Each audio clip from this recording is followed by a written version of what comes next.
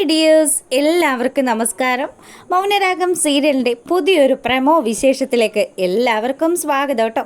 അങ്ങനെ നമ്മുടെ പ്രകാശൻ ആ ഊന്നുവടിയൊക്കെ പിടിച്ച് കയ്യിലൊരു സഞ്ചിയൊക്കെ ആയിട്ട് അങ്ങനെ തൊങ്കി തൊങ്കി വരിക. പുള്ളിക്കാരൻ പോകുന്നത് നമ്മുടെ രതീഷിൻ്റെയും കാദംബരിയുടെയും വീട്ടിലേക്കാണ്.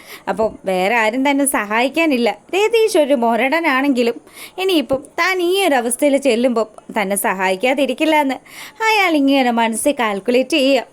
അങ്ങനെ പാവം നമ്മുടെ പ്രകാശൻ വണ്ടിക്കൂലിക്ക് പോലും കാശില്ലാണ്ട് നടന്ന് നടന്ന് അവശനായിട്ട് നമ്മുടെ രതീഷിൻ്റെയും കാദംബരിയുടെയും വീടിൻ്റെ മുന്നിലെത്തി. അങ്ങനെ നമ്മുടെ കാദംബരിയെ വിളിച്ചു, മോളെ കാദംബരി. അപ്പം തന്നെ നമ്മുടെ കാദംബരി പുറത്തേക്ക് വന്നു കേട്ടോ. ആ നിങ്ങളെന്തിനാ ഇങ്ങോട്ട് വന്നത്? അല്ല, കണ്ടിട്ട് മൊത്തത്തിലൊരു മാറ്റം ഉണ്ടല്ലോ. അമ്മുമ്മ നിങ്ങളുടെ കാല് തല്ലി അടിച്ചു അല്ലേന്ന് കാദംബരി ചോദിക്കുക. അത് കേട്ടപ്പോൾ തന്നെ പ്രകാശം പറഞ്ഞു, മോളെ നിങ്ങളാരും ആശുപത്രി കിടന്നപ്പം എന്നെ കാണാൻ വന്നില്ലല്ലോ. എന്തിനാ നിങ്ങളെ കാണാൻ അങ്ങോട്ട് വരുന്നത്? ഇവിടെ ഞാൻ എൻ്റെ കുഞ്ഞിൻ്റെ 28 കെട്ടും ചടങ്ങുകളും ഒക്കെ നടത്തിയ സമയത്തും നിങ്ങളെ ഇങ്ങോട്ട് കണ്ടൊന്നും ഇല്ലല്ലോ. നിങ്ങളെപ്പോഴെങ്കിലും പെൺമക്കളെക്കുറിച്ച് അന്വേഷിച്ചിട്ടുണ്ടോ? ഇല്ലല്ലോ. നിങ്ങൾ 24 മണിക്കൂറും നിങ്ങളുടെ പ്രിയപ്പെട്ട പുത്രൻ ആ വിക്രത്തിന് പിന്നാലെയല്ലേ നടക്കുന്നത്. ഇനി എന്തായാലും ഞങ്ങൾക്ക് നിങ്ങളെ നോക്കേണ്ട ബാധ്യതയൊന്നുമില്ല. അങ്ങനെ പറയല്ലേ മോളെ എന്ന് പറഞ്ഞ് പ്രകാശൻ നമ്മുടെ കാദംബരിയുടെ അടുത്തേക്ക് ചെന്നു. അപ്പോഴത്തേക്കിനും രതീഷ് വന്നു. ഇതാരിത്? അമ്മായി അച്ഛനോ? അല്ല, പോകാനെങ്ങും സ്ഥലമില്ലാത്തത് കൊണ്ട് ഇങ്ങോട്ട് വന്നതായിരിക്കുമല്ലേ. എന്തായാലും ഇവിടെ കടിച്ചു തൂങ്ങി കിടക്കാമെന്ന് വിചാരിച്ചിട്ടുണ്ടെങ്കിൽ അത് നിങ്ങളുടെ വെറും ധാരണ മാത്രമായിരിക്കും. ഞാനും എൻ്റെ ഭാര്യയൊന്നും നിങ്ങളിവിടെ താമസിപ്പിക്കാനായിട്ട് അതിന് സമ്മതിക്കത്തില്ല. അതുകൊണ്ട് ഇപ്പം തന്നെ പ്രകാശൻ സാർ ഇവിടുന്ന് സ്റ്റാൻഡ് വിട്ടോളാൻ പറഞ്ഞു. അത് കേട്ടപ്പോൾ നമ്മുടെ പ്രകാശന് നല്ല വിഷമമായിട്ടോ. പ്രകാശൻ പറയുന്നുണ്ട്, ഞാൻ നിങ്ങൾക്ക് ആർക്കും ഒരു ബുദ്ധിമുട്ടും ഉണ്ടാക്കില്ല. ഞാനിവിടെ താമസിച്ചോളാം, ആർക്കും ഒരു ശല്യം ആകാത്ത രീതിയിൽ. അതൊന്നും പറഞ്ഞാൽ പറ്റില്ല. സ്വന്തം മകളല്ലേ കാർത്തിക. ആ കാർത്തികയുടെ തലക്കടിച്ചവനാണ് വിക്രം. എന്നിട്ട് അതും ന്യായീകരിച്ചിട്ട് അതും പോരാഞ്ഞ് കല്യാണിയെ കൊല്ലുമെന്ന് ഭീഷണി മുഴക്കി അമ്മുമ്മയുടെ അടുത്ത് പോയി പറഞ്ഞതല്ലേ. ഞങ്ങൾ എല്ലാ കാര്യങ്ങളും ഒക്കെ അറിഞ്ഞായിരുന്നു. അമ്മുമ്മയെല്ലാം വിശദമായിട്ട് ഞങ്ങളോട് സംസാരിച്ചു. ഇനിയിപ്പം മക്കളെയൊക്കെ, അതും പെൺമക്കളെയൊക്കെ കൊല്ലാൻ നടക്കുന്ന നിങ്ങൾക്ക് ആരും തന്നെ തുണയുണ്ടാവില്ല. നിങ്ങൾ നല്ലത് രീതിയിലാണ് ജീവിച്ചിരുന്നതെങ്കിൽ നിങ്ങളെ ആ കല്യാണി സഹായിച്ചേനെന്ന് രതീഷ് നമ്മുടെ പ്രകാശൻ്റെ മുഖത്ത് നോക്കി പറഞ്ഞു.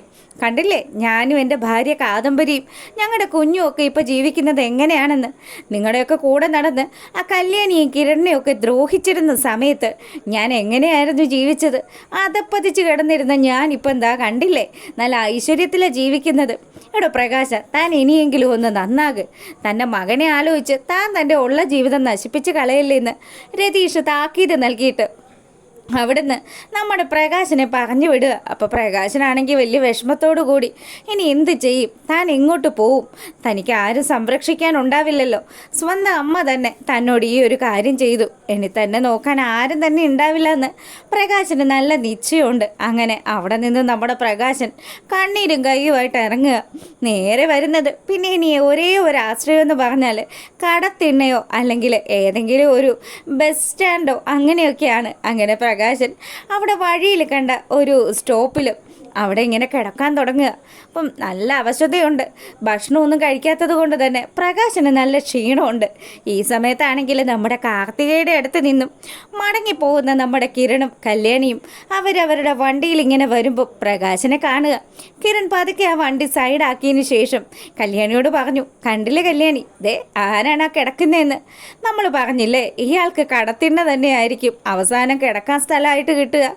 ഇപ്പം അത് തന്നെയല്ലേ സംഭവിച്ചത്. എന്തൊക്കെയായിരുന്നു അയാളുടെ വിക്രമാദിത്യൻ. അവൻ രാജാവാണ് പോലും. അവൻ ഇവിടുത്തെ രാജാവായിരുന്നു.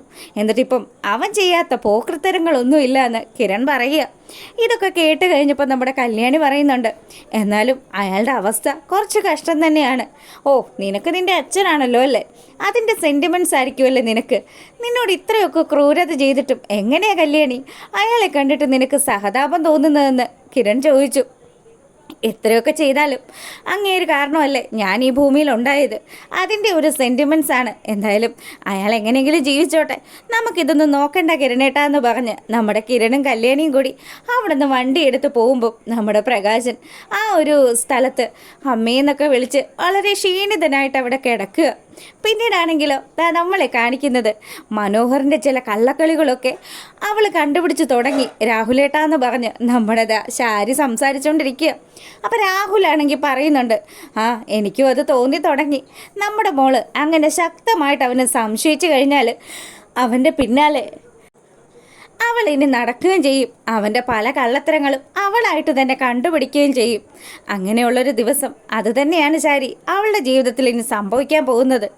അതേന്നെ, എനിക്ക് നല്ല സംശയമുണ്ട്. ഇന്നലെ തന്നെ അവൻ ആരെയൊക്കെയോ കൊണ്ടുപോയി കാണിച്ചു. അവളുടെ ഒരു സംശയം മാറ്റി. അപ്പം അതാ അവൾക്ക് വീണ്ടും സംശയമായിട്ടുണ്ട്. ഇപ്പം മനോഹർ പുറത്തേക്ക് പോകുന്ന സമയത്തൊക്കെ അവൾ അവൻ്റെ പിന്നാലെ പോകാനുള്ള പരിപാടികളൊക്കെ ഇണക്കുകയാണ്. എന്തായാലും ഇപ്പോൾ സരിയ പോയിരിക്കുന്നത് അവൻ്റെ പിന്നാലെയാണ്. അവളായിട്ട് തന്നെ കണ്ടുപിടിക്കട്ടെ. അപ്പോഴാകുമ്പം അവൾ പറ്റിക്കപ്പെട്ടു എന്നുള്ള ആ ഒരു കാര്യം അവളായിട്ട് തന്നെ കണ്ടെത്തി മനസ്സിലാക്കി കഴിഞ്ഞാൽ അവൾക്കതിൻ്റെ ആ ഒരു സങ്കടങ്ങളൊക്കെ കുറയാനാണ് ശാരി സാധ്യത. അങ്ങനെ ആയാലും എങ്ങനെ ആയാലും നമ്മുടെ മോളുടെ ഭാവി പോയില്ലേ. ആ കിരണിനെ എങ്ങാനുമാണ് കല്യാണം കഴിച്ചിരുന്നതെങ്കിൽ നമ്മുടെ മോളുടെ ജീവിതത്തിൽ ഇങ്ങനെ ഒന്നും സംഭവിക്കില്ലായിരുന്നു. ഇനിയിപ്പോൾ പറഞ്ഞിട്ട് പ്രത്യേകിച്ച് കാര്യമൊന്നും ഇല്ലല്ലോ. അവൾ അവൻ്റെ പിന്നാലെ പോയിരിക്കുകയല്ലേ. എന്താ സംഭവിക്കുക എന്നുള്ളത് നമുക്ക് കണ്ടു തന്നെ അറിയാമെന്നും പറഞ്ഞ് ബഗാസുരനും ഭാര്യയും കൂടെ അവിടെ അങ്ങനെ ഇരിക്കുക. ഈ സമയമാണെങ്കിൽ നമ്മുടെ സരയു മനോഹറിൻ്റെ പിന്നാലെയാണ് പോയിരിക്കുന്നത്. മനു റൂം എടുത്തിരിക്കുന്ന ആ ഹോട്ടലിലെത്തിയ സരയു ഇവിടെ മനോഹർ എന്നുള്ള ആൾ റൂം എടുത്തിട്ടില്ലേ എന്ന് ചോദിച്ചതും ഉണ്ടല്ലോ മേഡം, മേളിലാണെന്ന് പറഞ്ഞു. അങ്ങനെ അവൾ ആ സ്റ്റെയർ വഴി മേളിലേക്ക് കയറി പോകുമ്പോൾ മനോഹരത അവൻ്റെ അടുത്ത കെണിയെ ട്രാക്കിലാക്കി ഇരിക്കുകയാണ്. അപ്പോൾ കുറച്ച് ദൂരെയുള്ള ഒരു പെണ്ണായിരിക്കണം. ഈ നാട്ടിലുള്ളവളാണെങ്കിൽ ഉറപ്പായിട്ടും കല്യാണിയും ജുബാനയും ടീമും ഒക്കെ മണത്തറിയുകയും ചെയ്യും. അടി പല രീതിയിൽ നമ്മുടെ മനുവിന് കിട്ടുകയും ചെയ്യും. ഈ ധാരണയൊക്കെ അവൻ്റെ മനസ്സിലുള്ളത് കൊണ്ട് തന്നെ അവനാണെങ്കിൽ ഈ നാട്ടുകാരി അല്ലാത്ത ഒരു പെണ്ണിനെ ട്രാപ്പ് ചെയ്തിരിക്കുക. അപ്പം അവളുമായിട്ട് നിന്ന് സംസാരിച്ചുകൊണ്ട് നിൽക്കുമ്പോഴാണ് കറക്റ്റായിട്ട് നമ്മുടെ സരയു അവിടെ ചെന്ന് നോക്കുന്നത്. സരയു ആണെങ്കിലും മനോഹർ മറ്റൊരു പെണ്ണുമായിട്ട് നിന്ന് സംസാരിക്കുന്ന കാഴ്ച കണ്ടപ്പോൾ ശരിക്കും അവൾക്ക് വലിയ വിഷമമായി. അവൾ കഴിഞ്ഞ ദിവസം തന്നെ നമ്മുടെ മനുവിൻ്റെ കുത്തിന് പിടിച്ചതാണല്ലോ. നിങ്ങൾ എന്നെയും കുഞ്ഞിനെയും മറന്ന് എന്തെങ്കിലും ചെയ്തു കഴിഞ്ഞാൽ പിന്നെ ഈ സരയുവിൻ്റെ തനിക്കോണം നിങ്ങൾ അറിയുമെന്ന്. അപ്പോൾ ആ ഒരു രീതിയിൽ നമ്മുടെ സരയുടെ മനസ്സിലൂടെ മനോഹറിൻ്റെ പല കാര്യങ്ങളും പല പറച്ചിലുകളും ഒക്കെ ഇങ്ങനെ മിന്നി മറിഞ്ഞുകൊണ്ടിരിക്കുക. അങ്ങനെ അവനെ നോക്കി രൂക്ഷമായി നോക്കി നിൽക്കുന്ന നമ്മുടെ സരയുവിനെ കാണിച്ചുകൊണ്ടാണ് കേട്ടോ ആ ഒരു വിശേഷം അവസാനിക്കുന്നത്. എന്തായാലും മനോഹറിൻ്റെ കള്ളക്കളികൾ ഓരോന്നേയായിട്ട് പുള്ളിക്കാരി പൊക്കിക്കൊണ്ടിരിക്കുകയാണ്. ബാക്കി വിശേഷങ്ങളും ഒക്കെ ആയിട്ട് നാളെ വരാം. അപ്പോൾ എല്ലാവർക്കും നല്ലൊരു രാത്രി ആശംസിച്ചുകൊണ്ട് ഇന്നത്തെ വീഡിയോ വൈൻഡപ്പ് ചെയ്യാണ്. അപ്പോൾ ഓക്കെ, ഗുഡ് നൈറ്റ്.